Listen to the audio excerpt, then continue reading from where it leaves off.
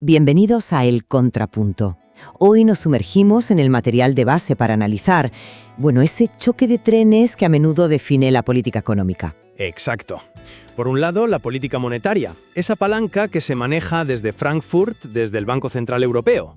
Y por otro, la política fiscal, que son las herramientas de impuestos y gasto que controlan los gobiernos. El conflicto claro surge cuando la economía se sobrecalienta, cuando la inflación se dispara, como lo hizo aquí en España, llegando a un desbocado 10% en 2022. Uf. La pregunta que guía nuestro análisis ¿es inevitable? Para frenar esa sangría, ¿debemos confiar en el bisturí contundente y rápido de la política monetaria, aun sabiendo que no es nada preciso? ¿O es mejor apostar por las herramientas fiscales, que son más lentas pero potencialmente más justas? Yo defenderé que el control de la inflación es el bien supremo y que la política monetaria es la herramienta principal e indispensable para lograrlo.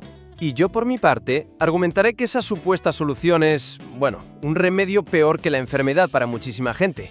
Sostendré que la política fiscal, si se usa con valentía, es la única vía para atajar la crisis, sin que la factura la paguen siempre los mismos, aquellos que precisamente no crearon el problema. A ver, empecemos por ponerle cara a la inflación. Pensemos en qué significa de verdad un 10%. No es solo una cifra en las noticias. Es un impuesto silencioso que cada mes te roba literalmente 1 de cada 10 euros que tienes en el banco o en el bolsillo. Y ese golpe, claro, no es igual para todos. Castiga con una dureza brutal a quien vive de un sueldo fijo o tiene ahorros modestos. Ante esa hemorragia, la prioridad para mí es absoluta: detenerla. Y la herramienta más poderosa que tenemos para eso es la política de tipos de interés del Banco Central Europeo. De hecho, ese es su mandato principal: mantener la estabilidad de precios. Por eso, la subida del Euribor, que pasó de estar en negativo en 2021 a superar el 4% en 2023, no fue un capricho. Fue una acción necesaria para, dicho de forma sencilla, enfriar la economía. Si el crédito es más caro, las empresas invierten menos y la gente, consume menos. Se pisa el freno para que la demanda baje y los precios dejen de subir como la espuma. Un momento. ¿Pisar el freno? ¿O pisar directamente a un sector concreto de la población? Es un freno general. Sé que es doloroso para quienes tienen hipotecas variables. Lo entiendo perfectamente. Pero es un efecto secundario de una medicina amarga que busca un bien general superior: que el dinero de todos los ciudadanos, hipotecados o no, mantenga su valor a largo plazo. La alternativa, la política fiscal, suele ser lenta, se enreda en negociaciones políticas interminables, y sus ayudas, como vemos en el material con el ingreso mínimo vital que apenas llega a 600.000 familias, a menudo son insuficientes y llegan tarde. Cuando la casa está en llamas, no puedes convocar una reunión de vecinos para debatir de qué color pintar los cubos de agua. A ver, yo entiendo a dónde quieres llegar. El objetivo de apagar el fuego es el mismo, pero el método, ahí es donde no nos podemos poner de acuerdo. El cómo se hace es fundamental. La política monetaria que describes crea explícitamente ganadores y perdedores, y el material de base lo ilustra a la perfección con el caso de la familia García. Hablemos de ellos. Ingresan 2.500 euros al mes. No son responsables de la inflación, su consumo no la ha disparado. Sin embargo, son ellos los que pagan la fiesta con una subida de 150 euros al mes en su hipoteca. Tu medicina amarga se la están bebiendo ellos a la fuerza. Es un instrumento contundente, sí, pero terriblemente impreciso. Es como usar un mazo para una operación de cataratas. Para esta familia, el golpe total, sumando la hipoteca, la cesta de la compra y las facturas, fue de casi 300 euros al mes. Es una carga, desproporcionada. Pero es que, si no se actúa con ese mato, como tú lo llamas, la ceguera de la inflación se vuelve total y permanente para todos. Planteas una dicotomía entre eficacia y equidad. Pero si no se controla esa inflación del 10%, el poder de compra de esa misma familia García se vería todavía más mermado. Su cesta de la compra, que ya subió de 400 a 500 euros, seguiría encareciéndose sin fin. El daño de una inflación desbocada es una injusticia mucho mayor y más extendida, especialmente para los más pobres que no tienen hipotecas, pero ven cómo el poco dinero que tienen se convierte en humo. La acción del BCE, aunque dura, previene un mal sistémico. Un momento. ¿Me estás diciendo entonces que no había otra opción? que es inevitable que una familia con una hipoteca de renta media pague los platos rotos de una inflación energética que no ha provocado, porque eso, más que una fatalidad económica, suena a una elección política muy clara. No es una falsa dicotomía, es una decisión sobre a quién se le pasa la factura. El propio material menciona que el gobierno aplicó topes a los precios de la energía. Eso es política fiscal, una intervención directa y selectiva que funcionó. ¿Por qué no ampliar esa lógica? Se puede proteger a las familias vulnerables con medidas fiscales específicas, mientras otras herramientas, sí, incluso las monetarias, si quieres, atacan las causas de fondo.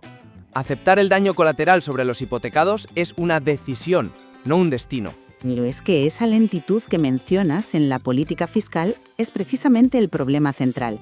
En una crisis, cuando la casa está ardiendo, no puedes ponerte a debatir durante meses sobre el diseño exacto de las ayudas o sobre si subir un impuesto u otro.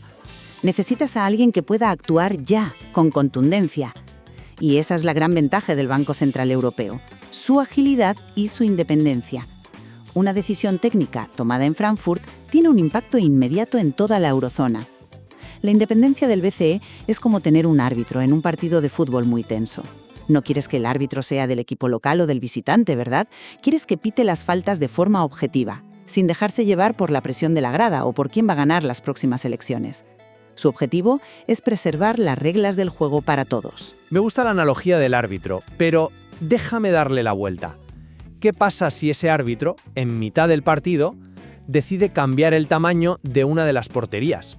Y lo hace sin consultar a los jugadores, afectando directamente el resultado del partido para uno de los equipos. Esa independencia de la que hablas es para mí su mayor debilidad desde una perspectiva social y democrática.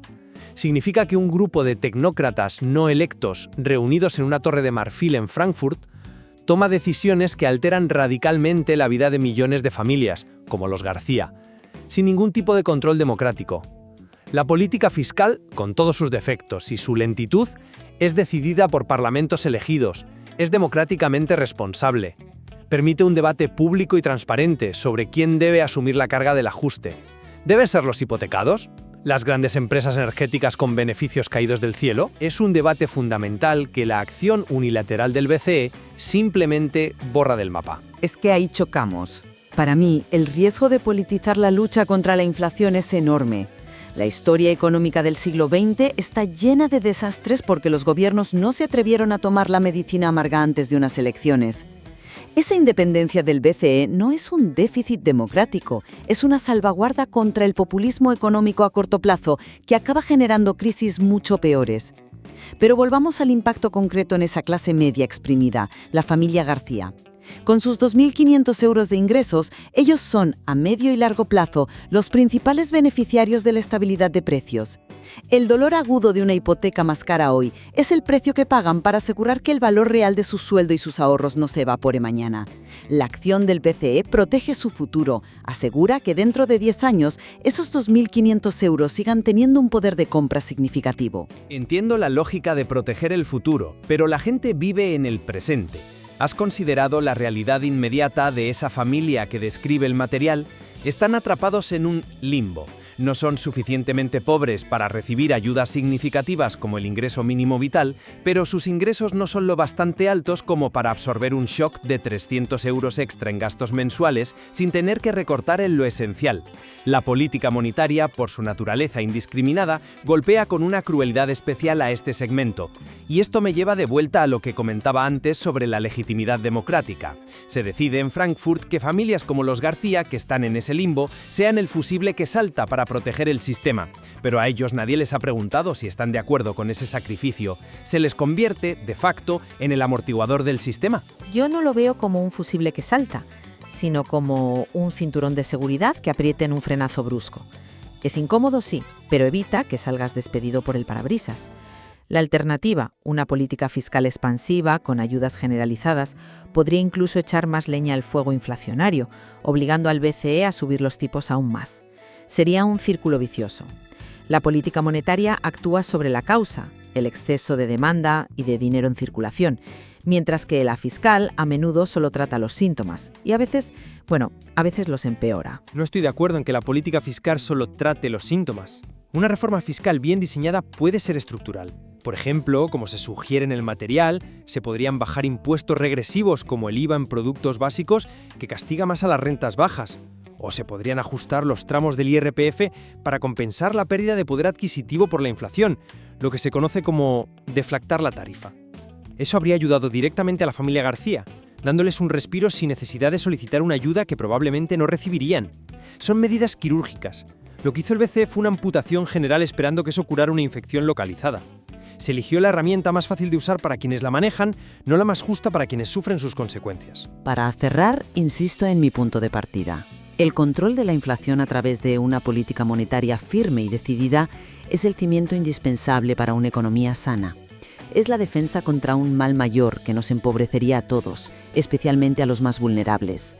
Reconozco que la política fiscal tiene un papel importante que jugar, el de amortiguar y complementar, pero la responsabilidad principal, la de actuar como primera línea de defensa, recae y debe recaer en el Banco Central y su control de los tipos de interés. Es la herramienta más eficaz que tenemos para proteger el valor de nuestro trabajo y nuestros ahorros a largo plazo. Y yo, para resumir mi postura, vuelvo al cómo. La dependencia casi exclusiva de un instrumento tan contundente y ciego como la política monetaria provoca una distribución manifiestamente injusta de los costes del ajuste. El análisis del material nos enseña que las herramientas fiscales, aunque sean más complejas de gestionar políticamente, nos ofrecen una vía más equitativa, más selectiva y fundamentalmente más democrática. La pregunta clave que nos deja el material no es solo si luchamos contra la inflación, sino cómo lo hacemos y a quién le pedimos que pague el precio de esa lucha. En lo que sí podemos estar de acuerdo es que el material de origen ilustra con una claridad meridiana cómo esas decisiones macroeconómicas, que parecen abstractas y lejanas, aterrizan de forma brutal y directa en la cocina de las familias, en su presupuesto mensual, en su capacidad para llegar a fin de mes. Absolutamente. Y comprender esa tensión permanente entre la política monetaria y la fiscal no es un simple ejercicio académico. Es en realidad una de las claves fundamentales para que como ciudadanos podamos entender las fuerzas que de verdad moldean nuestra realidad económica.